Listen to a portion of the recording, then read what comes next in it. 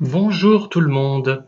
Une vidéo qui concernera mon dernier livre, qui concerne les jardins et les chats de jardin.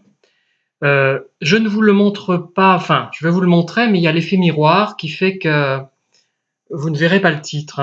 Bon, faudra que je corrige cet effet miroir, je ne sais pas à quoi il est dû. Il s'intitule Les pavots de décembre ou tous les jardins et chats de jardin du monde. Euh, c'est la suite, d'une certaine manière, euh, de l'ouvrage que j'avais produit l'an dernier et qui s'intitulait L'inoubliable senteur des groseilliers à fleurs, jardin de Thiers et de Montluçon. Là, c'est Jardin fleuri et chat de Thiers, Beaumont, Le Mont d'Or et Montluçon. Voilà. Donc 122 pages, il est un petit peu plus long que l'autre.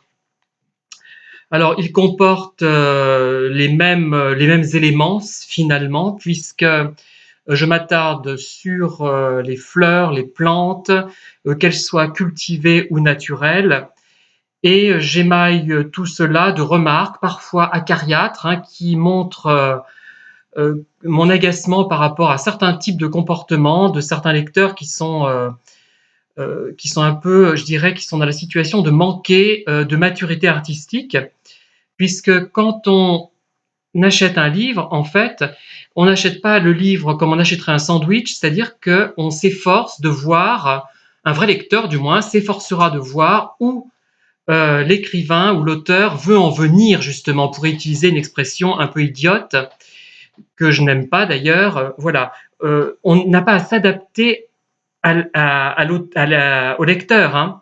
Le lecteur doit au contraire s'adapter à l'œuvre à laquelle il est confronté. Sinon, ce n'est plus un vrai lecteur. Je sais que je ne m'inscris pas dans une logique commerciale euh, et en fait, je me rends compte qu'il faut tout simplement tomber sur le lecteur potentiellement réceptif. Ça m'arrive de temps en temps, mais il y a toujours des gens qui vont se dire ah ben tiens, un livre qui parle du jardin et des chats et qui vont s'attendre à trouver une encyclopédie de jardinage ou des conseils de jardinage, ou bien une encyclopédie consacrée à la psychologie féline. C'en est à ce point-là parfois, de malentendus.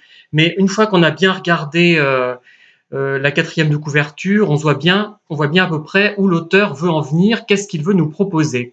Voilà, donc c'est un livre que je propose à 9,50 €. En couverture, il y a le chat de ma voisine, un beau chat noir qui a à peu près 10 ans. Voilà tout ce que je peux vous en dire pour le moment. Merci de m'avoir écouté et à très bientôt pour des vidéos sur d'autres thèmes. Au revoir.